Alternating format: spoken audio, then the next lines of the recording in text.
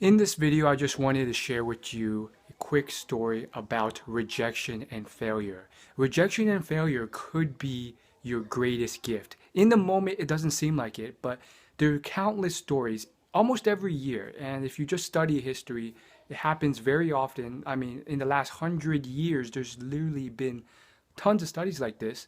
And essentially, their biggest rejection is what led them to their greatest success. They would have never achieved what they did if it wasn't for that rejection. So let me just give you a handful of examples, and my challenge is to you to go out and study this for yourself. If you just read enough stories and biographies of successful people, these stories come up time and time again. A great book on this is called Getting There, and it details quite a large number of successful people. And I actually did an interview with the author of that book, which you can check on my channel as well. Again, I'll leave links somewhere here and probably right there, as well as in the description below. But let me just give you a few examples. Warren Buffett, for instance, if he was not rejected from Harvard Business School when he applied, he really wanted to get in. That was his top choice. If he was not rejected, he wouldn't have gone to Columbia.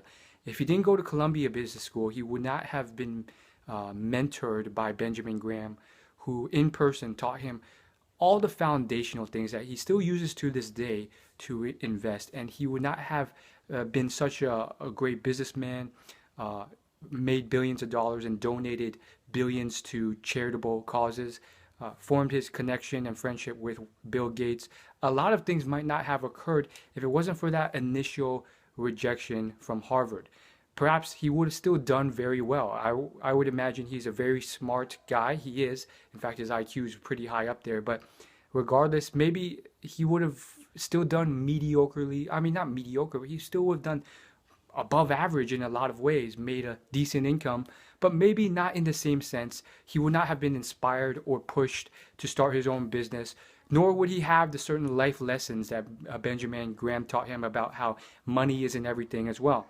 So, it's an incredible thing, and his impact and influence on the world with all that charitable organizations that he's donated to would not have occurred there. And so that would not have happened if it wasn't for what he did. Another great example of this would be what occurred with the founder of WhatsApp. So WhatsApp is a global messaging app that actually was sold to Facebook for $19 billion. And his story is another one of the most common overnight success story assumptions. And that's why I bring it up. And it's one of those, there's this belief or theme out there that there's really no overnight success. And at least in this case, it's true, which is why I brought it up.